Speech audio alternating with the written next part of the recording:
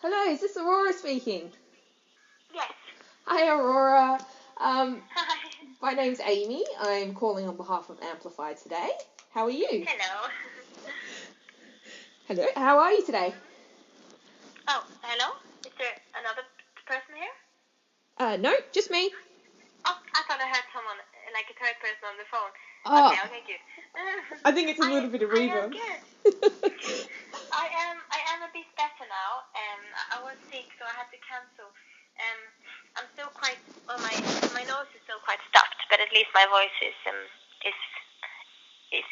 okay. Yeah, I know.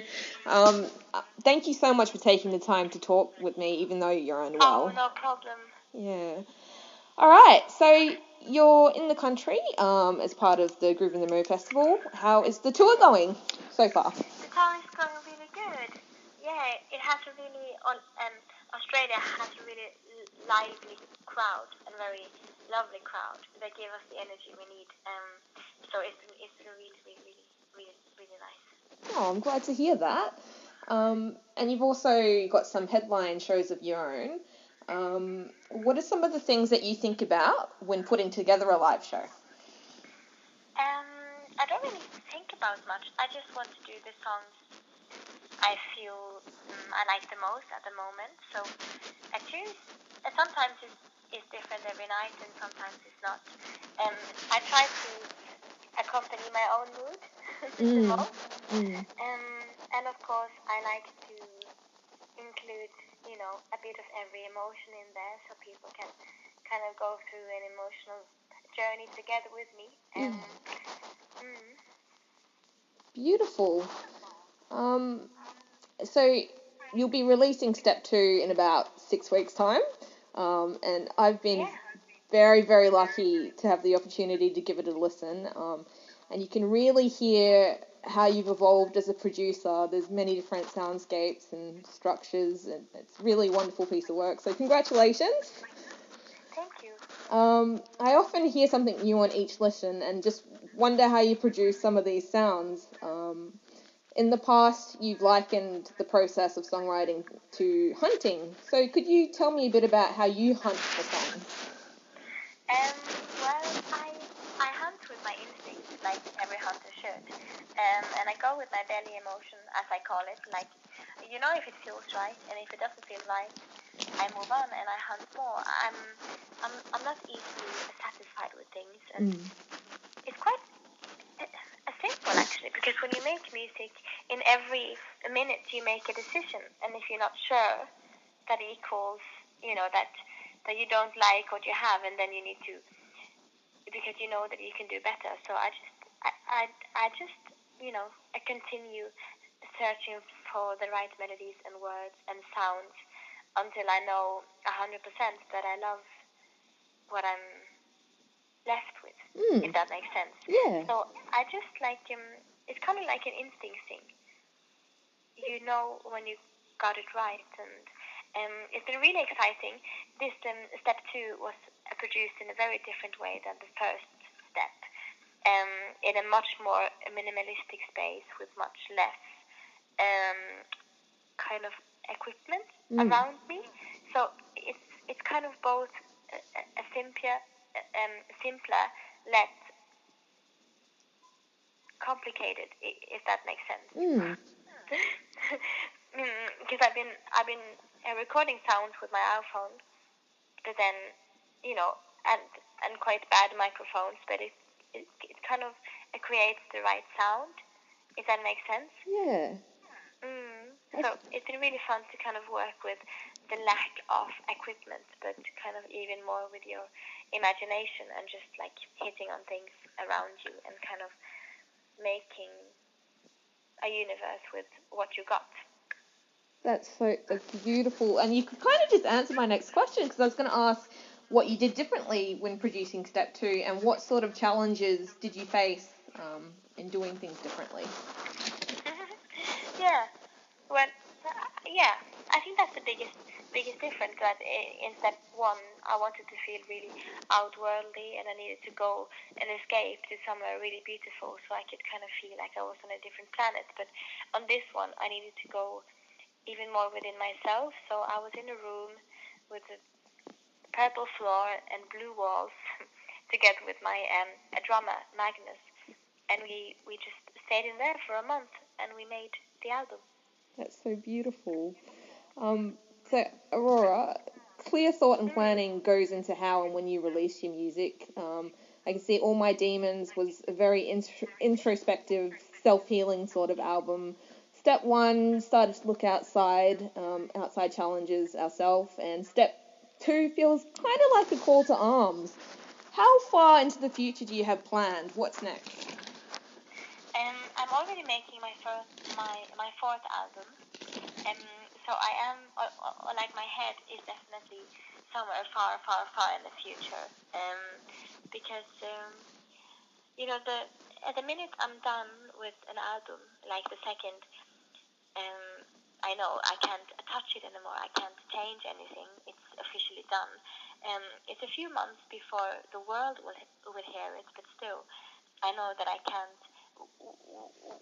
work on it anymore. So then I have to kind of jump right on to my next project, and it's quite interesting because I always know, like the minute I'm done with the album I've been working on, I know what I will do next, and I already know like the title of my next album almost a minute after I'm done with the album I just did. So I finished this album actually in the 1st of December 2018. Wow. And then I already knew the title of my next album again, and I have actually hidden some clues on step 2 that points towards my fourth album. Oh, interesting. Also, you recently had the opportunity to collaborate with the Chemical Brothers. That's so cool. Can you tell me a bit about that experience? It was truly beautiful. I'm a big fan of the Chemical Brothers. I'm a really big fan of them, so it was a true honor to be able to work with them. The first time I went there, like I think I visited Tom from Chemical Brothers 2 times to kind of do all the vocals and write all the music and all that stuff. And the second time I came, I forgot to order a hotel, so I got to stay in his attic. Oh my goodness! And his daughter had a birthday and everything, so I was there on a quite rare occasion, but it was really sweet. And I went for a long walk, because I wanted them to have some peace because it was a birthday and everything. So I went out around 8 p.m. For a walk, and then I walked for like 2 hours in the woods because they live really like far away from everything in England. It was really beautiful. And then I found this bar, and I had a beer and some food, and then I continued to walk for 3 more hours. And suddenly it was really late, it was really dark and like 1 a.m. In the night. So then they became really worried about me. And there's no reception where they live, which is really nice. But they couldn't call me to get to my phone to ask if I was okay.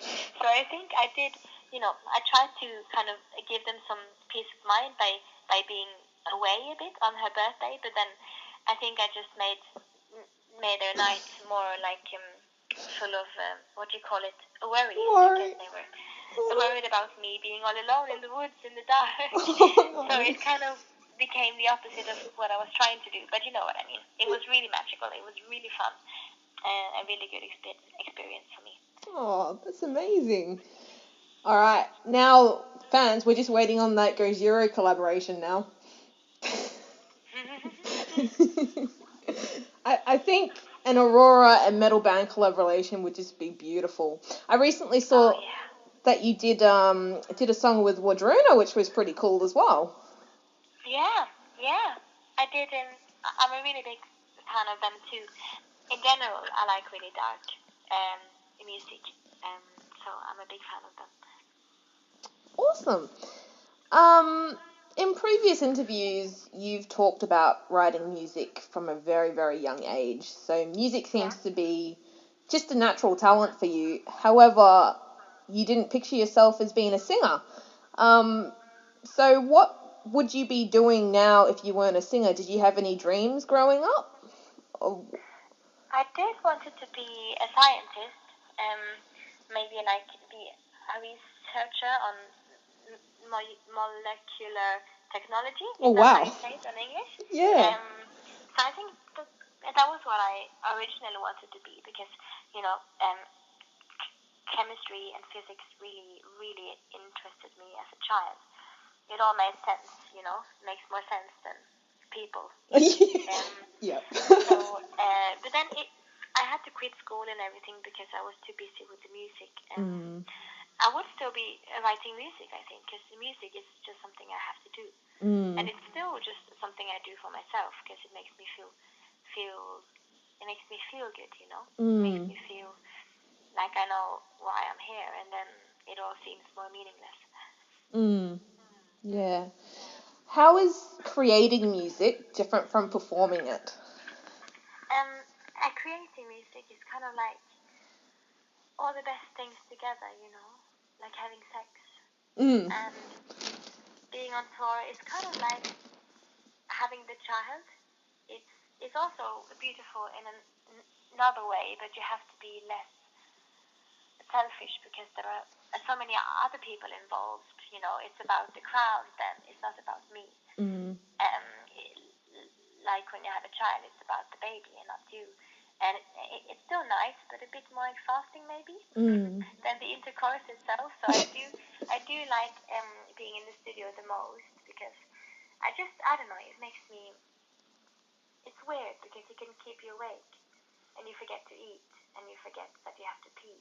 It just makes you forget everything else you need to do because it's the only thing you feel like doing, It's just this really, really magical thing. Yeah. Get that. And sometimes that can happen live, but it's very rare. Okay. I do have fun on stage, though. I do. Yeah, well, you can see that as a fan. The music, I don't know, it just seems to come through you, like in different movements, facial expressions. It's wonderful.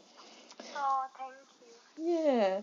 I'm interested to know what your experience is as a woman in the music industry, because I personally know some women who work in the industry, both in bands and behind the scenes, and their knowledge is often minimized. So I'm wondering if you face any similar challenges.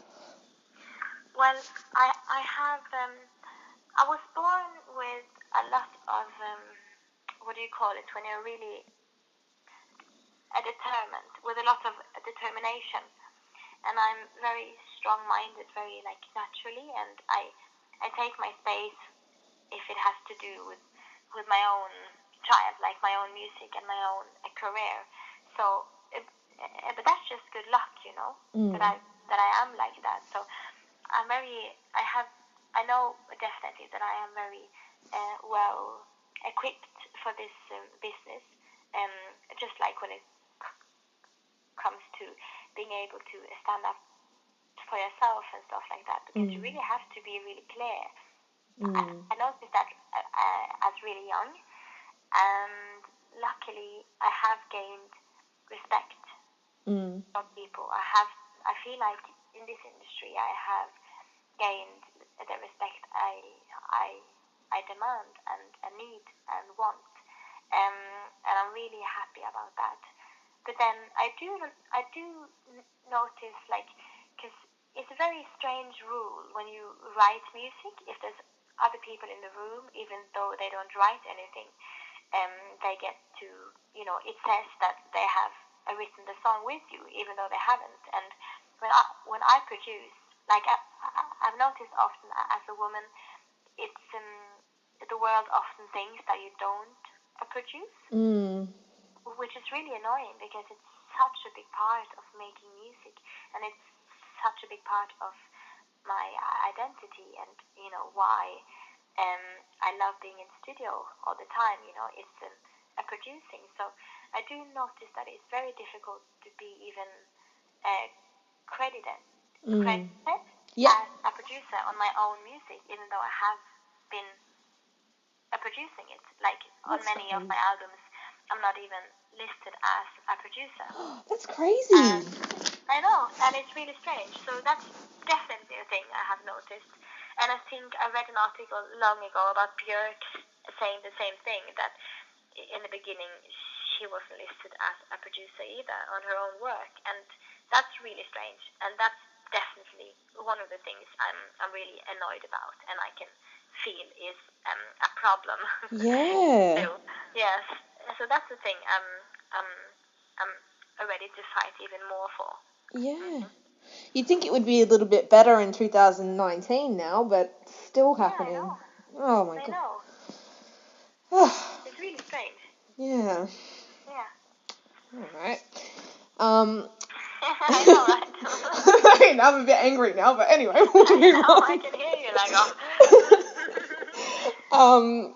Alright, so in this fast-paced and noisy world, it's often really difficult to find just peace and quiet. So what strategies do you use, or what tips do you have for us? Well, I'm very addicted to peace and quiet. I need it a lot. And often when I'm in the cities, my head can get really tired, and I forget to like look across the road before I walk. What do you call it? I walk across it for the cars, because I get so dizzy of all the sounds and people and smells, and so it is. It is definitely a problem, I would say, in most places. But I have learned in the last few years that you can find that kind of peace and quiet within yourself, because we have earphones, we have relaxing music, even noise cancelling earphones I find really helpful.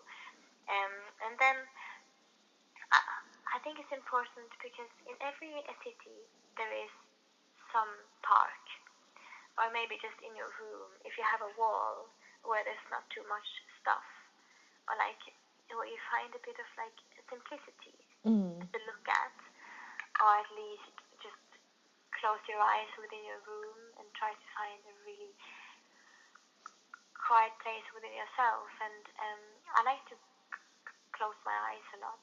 And if I'm in the street, I like to really put my fingers like deep into my ears so I can't hear a thing, and just look up in the sky. Oh no, now the other interviewer is calling me. On my phone. He could get through. So okay, he will call me again in like a few minutes. So so I would just say like really, I like to sit in my hotel room, and I like to close my eyes and really breathe in really deep, and just imagine that the room is really big, and that the ceiling is really high, and that I'm on top of this kind of pier, and that even the ground is going really far down. And that's really nice, I think. It's nice to kind of imagine myself being in the middle of this huge space. Or I really like taking baths, and, when you put your head under the water, it's completely quiet. And you only hear your own heartbeat. I find that really relaxing too. I would recommend that too. That's so cool. Thank you for sharing that. Is there anything that you'd like to add that you think I've missed over this interview? No, I think you've asked quite nice questions. Oh, thank you. But I'm very excited for the release at least, and I've hidden many clues. And you're right, it's all very connected, all the way up to my first album to now. It's all a part of this big emotional process, and this step 2 has a really big voice. It's getting quite political now, and it's very exciting. Oh, good. Well, I'll see you at Fremantle in WA. Yeah. So, thank you so much again for taking the time to talk with me today. I really, really appreciate it. No problem at all. Thank you for your time too. Anytime. You're so I would love to sit and chat with you all day, but I know that can't happen. All right. Well, enjoy the rest of the tour, and yes, thank you. I hope your health continues to improve. Yes, me too. I hope so too. Have a really nice rest of your day, and then see you soon. See you soon. Thank you. Bye. Bye.